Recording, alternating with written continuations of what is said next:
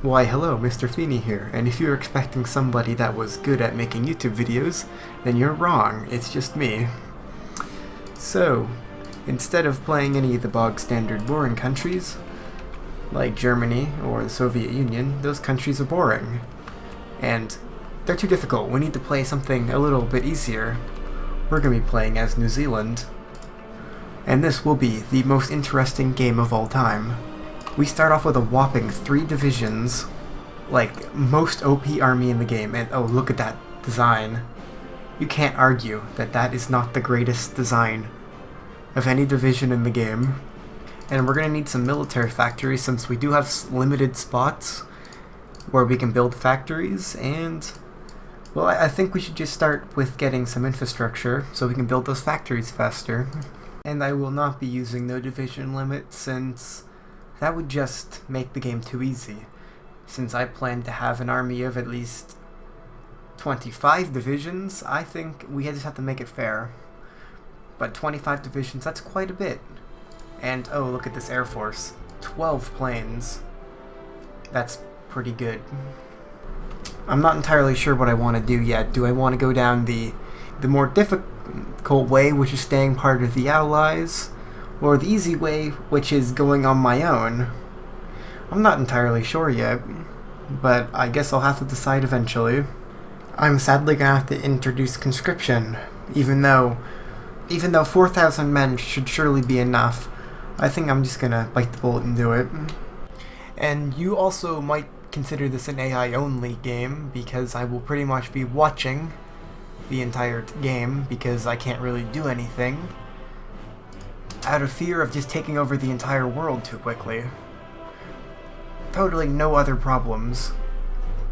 Now this is quite OP. We can take 2 light cruisers from Britain. 2 light cruisers, that's like their entire navy, which is the largest in the world. See why I'm saying this country needs to be nerfed? If we plan to invade Australia, their 10 rubber dinghies will be no match for our 2 light cruisers. So this will make the game easier because they decided to stay with the United Kingdom, which of course means that I can totally not invade them, even though I could just snap my fingers and they'd capitulate. For some reason the Allies weren't protecting the Miamores. Why? They're just gonna get a bunch of free land now. I guess they can go that way if they want. Now, just to make it more fair, I'm gonna have to change up these divisions because currently they're too OP. And I think I'm gonna have to make them just more standardized. I actually can't afford that. Okay, I'll have to train my units some. I decided to declare independence, so that's pretty cool. I'm now an independent country. And look at that, German-Soviet border. That's not going to be good for the Soviets. Yeah, no, I think Germany's pretty much won this game, so I think I might go fascist. But then again, I'm playing as New Zealand. I could snap my fingers and take over the entire world. They're claiming Poland too. Well, there's something missing. Oh, never mind, it's over here.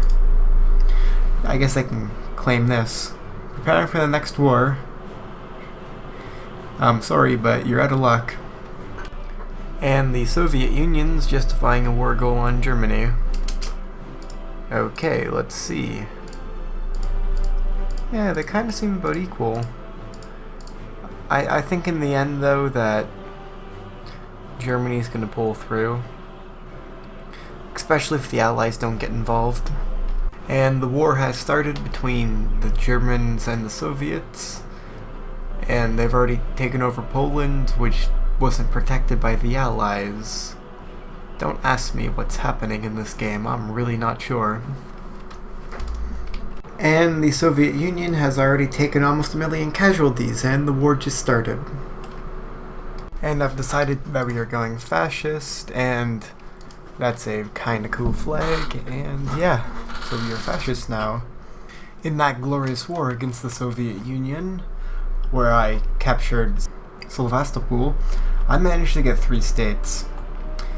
And, whoa, that gave me so much manpower. I can now make my most powerful army even stronger.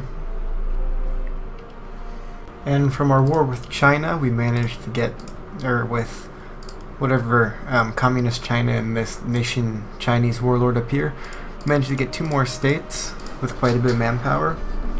And I'm going to declare war on Mongolia since they're in the common turn by themselves, and they have no troops on the border, and I don't need to call anyone in, so I can get all of the land, hopefully. And Mongolia has capitulated.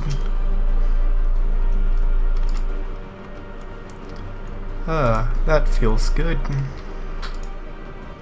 And also, so I'm gonna have to end it here because there's not really much I can do now. But in all honesty, the focus tree of New Zealand's actually quite OP if it were for any other country, because 2% extra recruitable population pretty much just means you get 1,000 more people. And I actually took over land. It's kind of surprising, mainly because, where is it? We just have a bunch of Bob Simple tanks. Like, my entire army is pretty much Bob Simple tanks. And I actually have quite a bit of equipment, surprisingly, but nothing else I can really do, except I can snap my fingers and take over the entire world.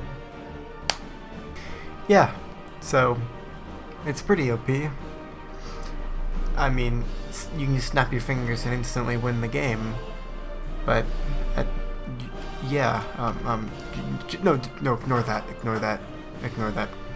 That's nothing.